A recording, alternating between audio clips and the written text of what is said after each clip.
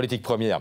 Avec vous, Hervé Gattegno, Lionel Jospin rend tout à l'heure son rapport à François Hollande, rapport de la Commission sur la rénovation de la vie publique. Il suggère plusieurs réformes, dont la limitation du cumul des mandats, l'abolition de l'immunité présidentielle. Est-ce que l'on va finalement vers une amélioration de la démocratie française? Écoutez, il y a des réformes nécessaires pour aller vers une meilleure représentativité de notre système électoral. Bon, par exemple, sur le mode de sélection des candidats à la présidentielle, remplacer les 500 signatures d'élus par des parrainages de citoyens, 150 000. Bon, ça c'est une bonne idée, mais c'est une idée que tout le monde avait.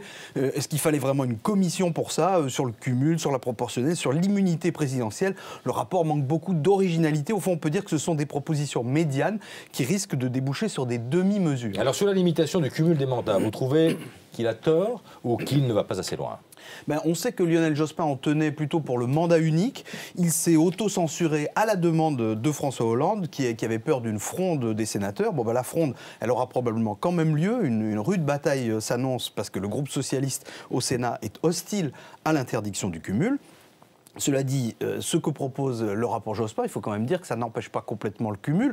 Un député, par exemple, n'aurait pas le droit d'être maire, mais il aurait le droit d'être conseiller municipal. Donc on va continuer à cumuler. Et puis surtout, le rapport n'aborde pas le sujet qui fâche. Est-ce qu'il faut supprimer un ou des échelons territoriaux et les sièges qui vont avec? Un chiffre, la France compte 601 000 élus, record du monde. On peut certainement faire moins. Le rapport Jospin prévoit aussi, Hervé, l'élection de 10% de députés à la proportionnelle. Ça change quoi? Pas grand-chose en réalité. Il y aurait 57 députés qui seraient élus, non pas dans une circonscription, mais sur des listes nationales proposées par les partis, et les sièges seraient répartis en proportion du nombre de voix recueillies.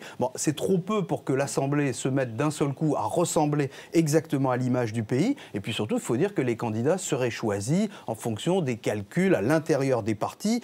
Ça ne garantit pas vraiment la meilleure représentativité, puisque c'est censé être l'objet. Et puis on caserait sur ces listes les glorieux battus des scrutins précédents. Donc on aurait sans doute François Bayrou, sans doute Ségolène Royal, sans doute Marine Le Pen, mais on ne peut pas forcément dire que ce serait un facteur de renouvellement. Merci beaucoup Hervé Gattegno, le journal de 8 heures dans quelques instants.